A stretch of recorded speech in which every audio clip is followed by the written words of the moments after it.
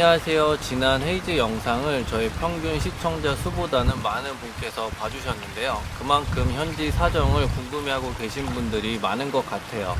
하지만 불행하게도 제가 영상을 찍고 나서 월, 화, 수요일 3일 동안은 헤이즈가 점점 더 나빠졌었고요. 오늘 아침에는 조금 하늘이 맑아져서 이렇게 밖에 나와서 영상을 찍어보고 있는데요.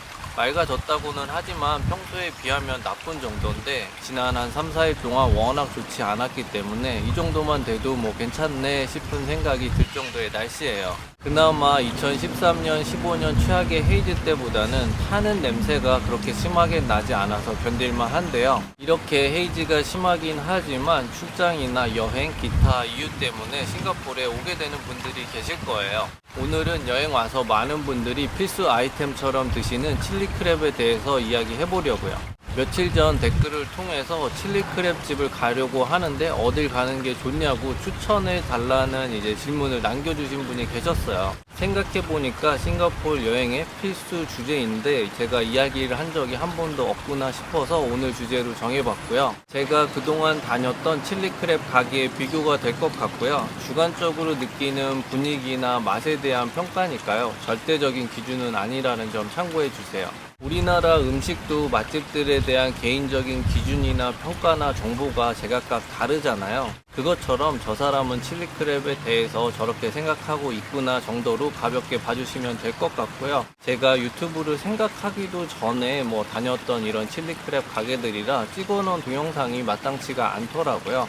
그래서 예전에 찍었던 몇몇 사진들과 함께 설명을 드릴 건데요. 라디오 듣듯이 편하게 봐주셨으면 좋겠습니다. 제가 다녀본 칠리크랩 가게는 전보, 노사인보드, 레드하우스, 뉴튼 호커센터, 앵생 레스토랑 이렇게 5곳인데요. 제가 느끼기에는 어느 가게를 가도 칠리크랩 맛은 비슷한 것 같아요. 보통은 위치나 분위기에 따라서 선택을 하게 되는 것 같고요. 페퍼크랩이나 버터크랩처럼 칠리크랩 외에 어떤 음식을 더 먹고 싶은지에 따라서 가게를 예약을 하게 되더라고요. 그 외에도 팜비치나 롱비치라는 곳이 있는데요. 팜비치 같은 경우는 제가 칠리크랩이 아닌 랍스터나 다른 음식을 먹어봐서 직접적인 비교는 불가능할 것 같고요. 롱비치는 집 근처에도 있고 출퇴근할 때 오다 가다 자주 보는 가게인데 지금까지 한 번도 가본 적이 없더라고요. 전보보다 맛있다고 하는 롱비치에서도 먹어보고 제가 말씀을 드리면 더 완벽하겠지만 여기 같은 경우는 몇 달 뒤에 저희 부모님이 오시면 그때 한번 같이 먹어보고 제가 리뷰를 한 번 더 할 수 있으면 말씀을 드려볼게요.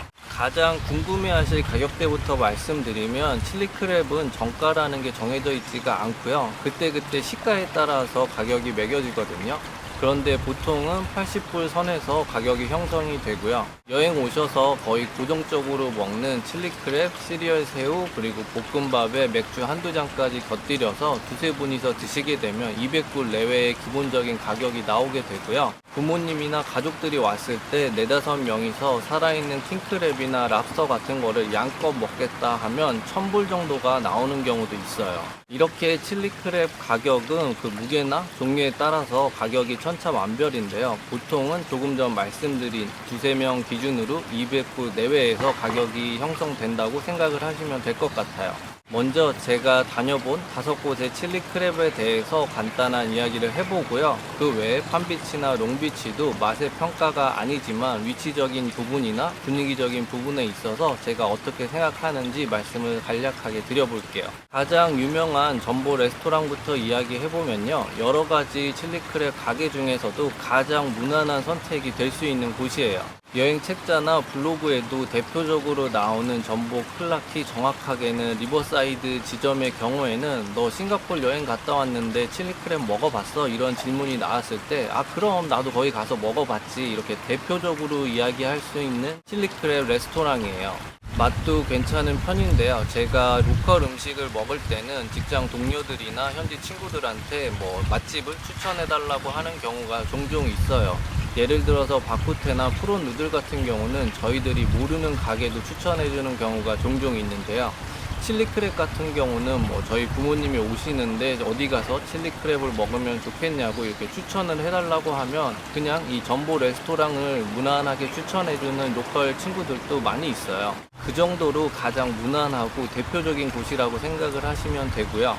다만 저는 클라키 지점 같은 경우는 관광객도 많고 예약이 힘들 때도 있어서 그렇게 좋아하지는 않는데요. 그래도 싱가포르에 처음 오는 친구들은 데려가는 편이에요. 그만큼 싱가포르에서 머라이언 동상을 꼭 봐야 되고 칠리크랩은 전보에서 꼭 먹어봐야 하는 이런 대표적인 장소라서 그냥 지나치면 조금 아쉬움이 남을 수도 있는 그런 곳이거든요. 그리고 제가 부모님이 오셨을 때나 클라키 지점을 꼭 고집하지 않는 친구들은 댐시힐 지점을 데리고 가는데요. 집에서 가깝다는 것도 있지만 고즈넉한 댐시힐 분위기나 식사를 마치고 주변의 다른 커피숍이나 디저트 가게에서 후식을 즐기기에도 분위기가 좋아서 여기를 더 선호하는 편이에요. 그리고 관광객보다는 현지인들이 조금 더 자주 찾는 곳이라서 정신없이 북적북적 거리는 분위기는 조금 덜한 편이거든요. 전보 레스토랑을 생각하고 계신 분들은 클라키 지점하고 댐시힐 지점에 이런 분위기 차이가 있다는 점 참고하셔서 각자 선호에 맞는 곳으로 예약을 해보셔도 좋을 것 같고요. 전보 레스토랑의 한 줄 평을 제가 해보면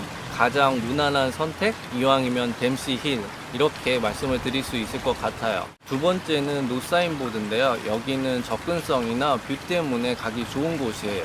그리고 칠리크랩보다는 버터크랩이 정말 맛있는 곳이고요. 에스플러네이드 지점에 가시면 마리나베이 뷰를 보면서 식사를 하실 수도 있고요. 식사를 다 마치고 나서 머라이언 파크나 마리나베이 샌즈 호텔까지도 천천히 걸어갈 수 있는 좋은 위치에 있어요. 클라키 지점은 지하철에서 바로 연결이 된다는 장점도 있고요. 식사를 마치고 클라키 주변 관광을 하기에도 좋다는 장점이 있어요. 다만 쇼핑몰 안에 있어서 경치를 보면서 식사를 하는 이런 뷰에 있어서는 조금은 떨어지는 단점이 있고요. 노사인보드에 대한 제 한 줄 평은 에스플러네이드 지점에서 버터크랩이라고 말씀을 드릴 수 있을 것 같고요. 세 번째는 레드하우스인데요. 여기는 제가 싱가포르에 여행을 와서 처음 칠리크랩을 맛본 곳이에요. 개인적으로는 맛이나 이런 뷰에서 큰 임팩트가 없었던 곳으로 기억이 되고요. 클라키에도 지점이 있지만 클라키 강변이 아닌 도로 뒤편에 위치해 있어서요. 경치나 분위기에 있어서는 그렇게 특별한 장점은 다른 곳에 비해서는 없는 편이에요. 그리고 또 다른 지점은 우연히도 지금 제가 다니고 있는 회사 앞에 있는데요.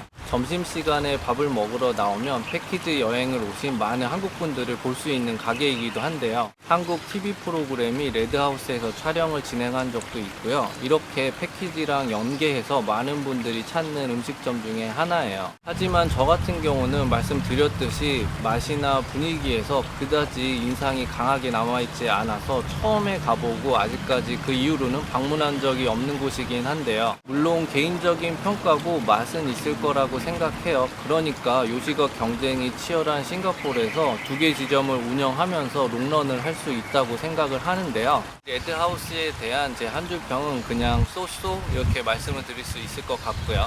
네 번째는 뉴튼 호커센터인데요. 상대적으로 저렴한 가격에 정말 맛있는 칠리크랩과 페퍼크랩을 맛볼 수 있는 곳이에요. 칠리크랩을 한 번도 먹어본 적이 없어서 이게 내 입맛에 맞을지도 잘 모르겠고 나는 그만큼 비용을 지불하기 싫은데라고 생각하시는 분들이 계실 수도 있어요. 이런 분들이 부담을 조금 낮춰서 처음 칠리크랩을 접해볼 수 있는 좋은 장소라고 생각해요.